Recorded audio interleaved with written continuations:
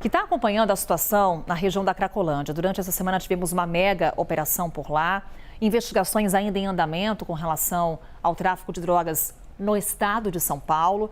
E nesse momento, o governo de São Paulo também trabalha na assistência às vítimas do tráfico de drogas, dos dependentes químicos. Qual é o perfil desse dependente químico da região da Cracolândia, Pedro?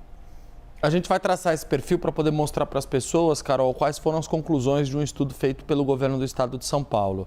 Foi um levantamento de mais de 2.000 pessoas entre os meses de maio e julho, quer dizer, os últimos 2 meses, né, especialmente junho e julho, que mostrou qual é a realidade dessas pessoas que vivem na Cracolândia, que tem contato não só com o crack, mas também com outras drogas. Vamos ver na tela e a gente explica um pouco, detalha esse perfil dessas pessoas que estão lá.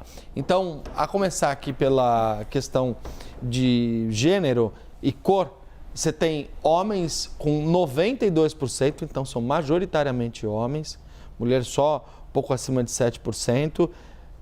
Metade pardos, né? São homens que têm a cor parda, segundo a classificação feita pelo governo do estado, com idade média de 37 anos.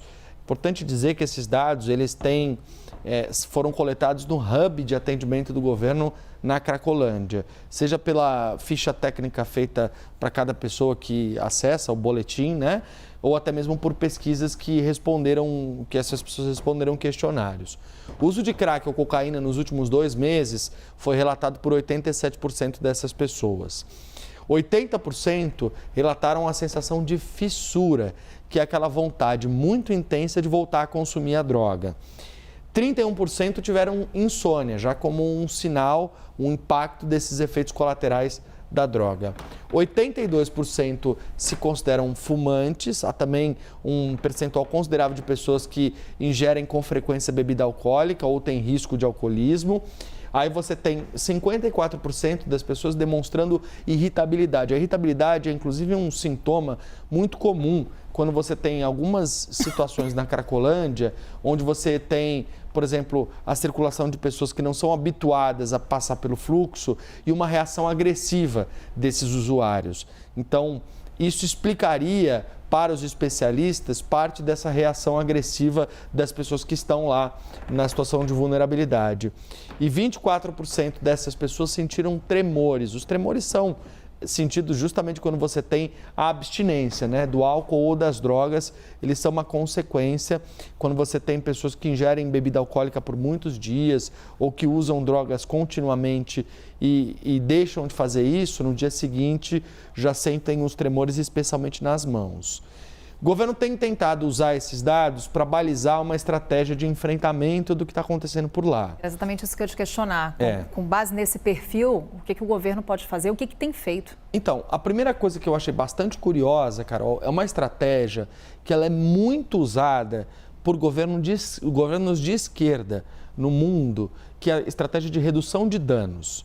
A redução de danos basicamente significa você assumir que vai ser muito difícil impedir aquela pessoa de utilizar a droga, mas você fornecer condições mais humanitárias para que, ainda que consuma a droga, essa pessoa tenha um impacto menor para a própria saúde. Então, e isso eu estou chamando a atenção que é um governo de direita, que é o governo de Tarcísio de Freitas, aliado ao governo de Ricardo Nunes, que é prefeito de São Paulo, que se assumiu também bolsonarista. Então, é uma estratégia que vai contra a toada do que é a prática de direita no mundo todo, né? Mas que é elogiada por especialistas e pesquisadores, cientistas que avaliam esse tipo de situação, como o Dartil Xavier, que é um dos maiores especialistas nesse assunto. Então, eles oferecem água, comida, acolhimento, um atendimento para essas pessoas, e isso para garantir que, ainda que a pessoa esteja utilizando droga, ela tem uma condição humana um pouco mais favorável.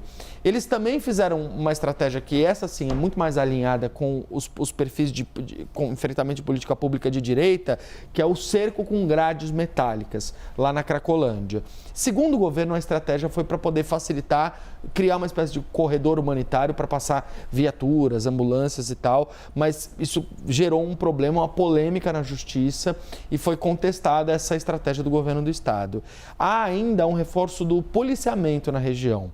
A ideia é que, com mais policiais na Cracolândia, eles possam coibir o tráfico de drogas e até mesmo o uso de substâncias entorpecentes por esses usuários que frequentam a região.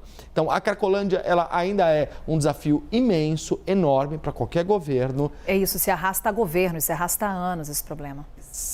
E demanda um cuidado que tem várias frentes. Para se ter uma ideia, Carol, a gente tem por lá, e por isso eu chamo a atenção dessa questão da Cracolândia, uma necessidade de reunião de uma série de pastas, de secretarias, tanto do Estado quanto da Prefeitura de São Paulo. Então, num relatório que eu tive acesso, eles falam aqui, ó, segurança pública, saúde, desenvolvimento social e econômico, educação, habitação, tecnologia, casa civil, cultura, administração penitenciária, justiça, enfim. São as várias frentes que necessitam de uma atuação. Muitas frentes e há inclusive uma parceria com o Tribunal de Justiça para concluir, para poder incluir a tornozeleira eletrônica naqueles que são encontrados por lá e que de alguma forma estão desrespeitando a lei ou o mandato judicial. Algumas ideias em discussão, também investigações em andamento. Pedro Duran está de olho. Valeu, Pedro. Valeu, Carol.